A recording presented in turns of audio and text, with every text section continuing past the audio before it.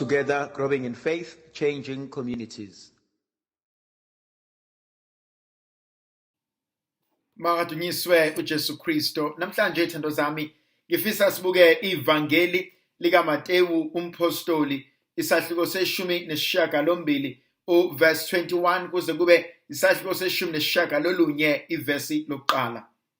Kulo nkathi kweza kuJesu uPetrus wathi, Nkosi, koze kube kangaki ngimthethelela umfowethu engona na?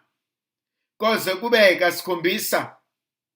uJesu wathi kuye, angisho ukuthi kuze kube kasikhombisa, kanti kuze kube ngamashumi ayisikhombisa ephindwa kasikhombisa. Lokhu phela umbuso wezulu ufana nomuntu oyinkosi owathanda ukulandisa izinceku zakhe, wathi ukuqala ukuzilandisa kwalethwa kuye enye eyayinesikweletu kuye samathalente ayizinkulungwane ezilishumi. Kwathi ingenakho engakhokha ngakho, yathi inkosi yayo akuthengiswe ngayo nangomkayo nabantwana bayo, nangakho konke enakho kukhokhwe ngakho. Leyo nceku yayisibizwa, yabisiwa phansi phambi kwayo inkosi yayincenga, yathi, ake ungimele. Yadedela, yayisiyekelela leso sikweletu. Yathi ukuba iphume leyo nceku, yahlangana nenye yezinceku ezikanye nayo, eyayinesikweletu kuyo sodinare abalikhulu. Yayibamba yayiklinya, yathi, khokha isikweletu sami. Yabisiwisa phansi leyo ncengu, yayincenga kodwa yathi, ngimele, ngiyokhokhela konke. Yona-ke yala, yasuka yahamba, yayifaka etilongweni ize ikhokhe isikweletu. Ezinye izinceku ezazikanye nayo zathi ukubona okwenzakeleyo zadabuka kakhulu, zayobikela inkosi yazo konke okwenzekile. Yayisibiza inkosi yayo yathi kuyo, wena nceku eyonakeleyo, ngikuyekelele isikweletu sakho ngoba ungincengile. Ngakho-ke bengafanele yini ukuba nawe uhawukele inceku okanye nayo njengoba nami ngikuhawukelile na? Yathukuthela inkosi yayo, yayinikela kubahluphi ize ikhokhe isikweletu. Kanjalo noBaba osezulwini uyakwenza kanjalo kuyilowo nayilowo phakathi kwenu ongamthethelela umfowabo ngenhliziyo yonke. Kwathi lapho eseqedile lezi ntshumayelo uJesu wesuka eGalile weza emkhawulweni laseJudiya phesheya kweJordani. Thandwa zami, iyangithinta indaba eyenzakalayo la uPetrus eya kuJesu khona. Nkosi, uma umfowethu engicunula engona, kumele ngimbekezele kuze kube nini? Le ndaba ingithinta ngeindaba nangezigameko eziningi ezahlukene. Eyokuqala, uPetrus akabuzi ukuthi uma ngimona umfowethu kungamthatha isikhathi esingakanani ukuba acikeke agcine ngasangixoleli.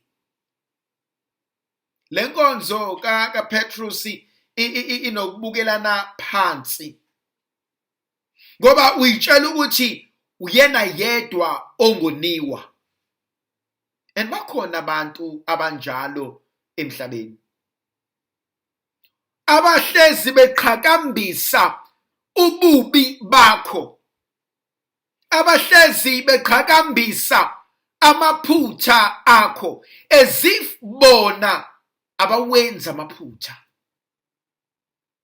Bowaqhakambisa-ke amaphutha akho, bohlala phezu kwawo, bokwenza konke ukuze bacindezele. uPetrus uye enkosini uthi umfowethu uma engonile kumele ngimxolele kangaki. Uyakhohlwa uPetrus ukuthi singabantu, sonke siyona, siphila ezweni lokona nokonana, siphila ezweni leyinhlupheko, siphila ezweni lokuhluleka endleleni. Uyingozi umuntu ohlezi eqhakambisa amaphutha abanye abantu. Uyingozi umuntu ohleze ekhuluma ngezinto zabanye abantu. Akhohlwe ukuthi naye uqobo uyehluleka. Naye uqobo uyawudinga umusa. Thandwa zami, uthi obhala incwadi othi akanasono ungumqambi manga nezwi likaNkulunkulu alikho kuyena. Ngakho-ke before ngibuke ugongolo olusehlweni lomnewethu, ngike ngalibhekani olusehlweni lwami. Before ngiqhakambise ubuthakathaka bakhe, ngike ngabukani ukwehluleka kwami. uNkulunkulu bekumele asiphe igrasiya lokuzibuka mina, ngizinuke amakhwapha. Umuzwa umuntu ethi ngifuna ukudivorsa umyeni wami ngoba ungichithelile. Ngifuna ukudivorsa unkosikazi wami ngoba ungichithelile. Kodwa the very same person omxoxela leyo nto umuntu ochitha naye. Lokho okwenziwe ilokhuya uyaqhakambisa, uyakhuluma ngakho ngoba umbambile. Lona ke okukhulunywa ngaye akasho lutho, kodwa wena uyalazi iqiniso. Uyazi ukuthi unuka amakhwapha abantu, kodwa wakho ayakunukela, uyawafihla, awufuni bawazi. Ubhizi umpimpa abantu, osibanibani bayantshontsha, osibanibani benza ukuthi, kodwa nawe wenza the very same thing, kodwa uyenza ngendlela ehlukile. Angisho ukuthi asingalwisani nobubi, kodwa angiqale ngilwisane nabo empilweni yami. Angiqale ngibuke ubuze bami, angiqale ngizilahle mina, angiqale ngibona amaphutha ami, angiqale ngilungise ukuhamba kwami. Isho njalo inkalankala encane mayikhuluma nendala. Inkalankala endala igceke encane ithi mntanami akuhanjwa kanje, why uhamba ukekela? Ithi encane ngibone kuwena nje ma, ngihambisa okwakho.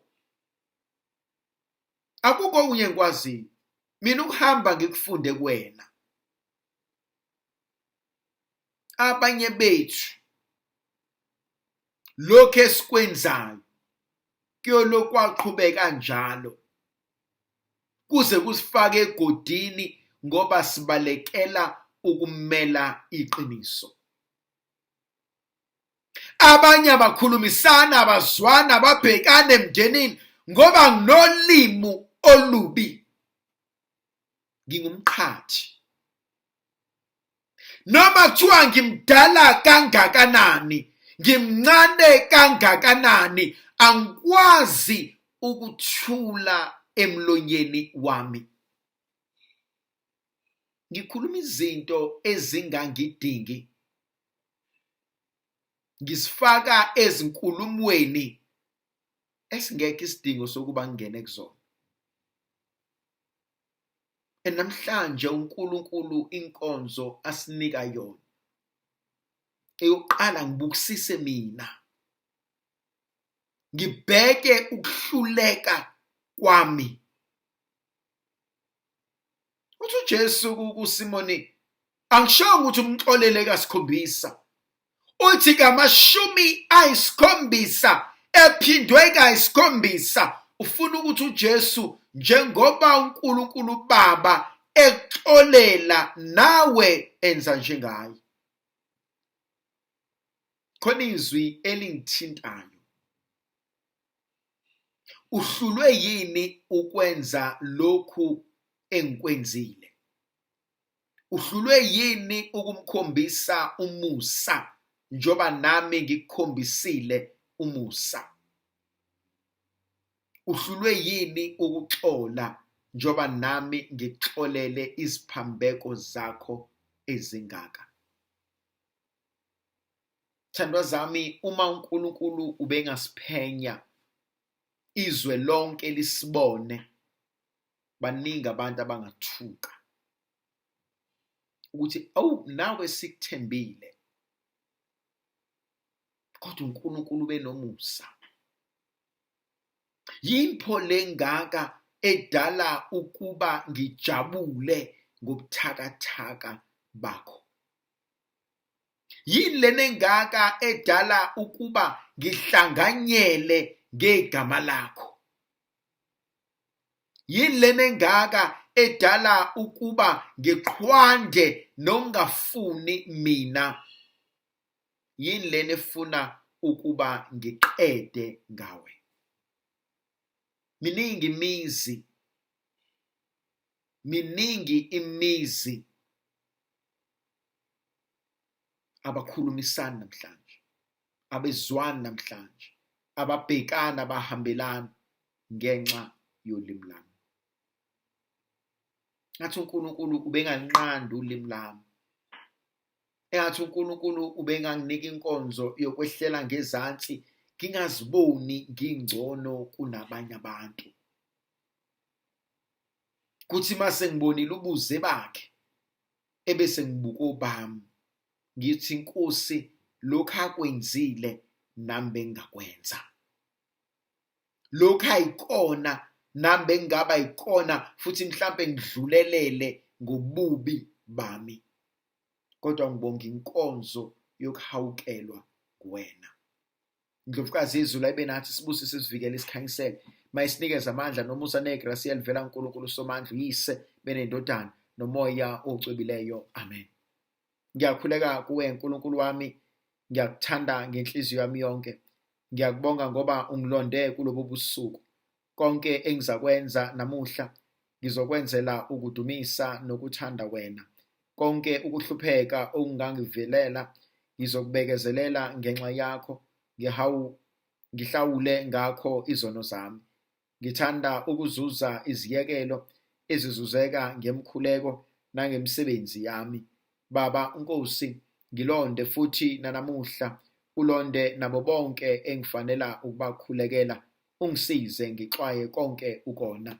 Sicela ngeNkosi yethu uJesu Kristu indodana yakho ephila ibusa kanye nawe nomoya ocwebileyo neNkulunkulu munye izikhathi ngezikhathi. Amen. Makahlahlemelise uNkulunkulu Somandla uyise benendodana nomoya ocwebileyo. Amen.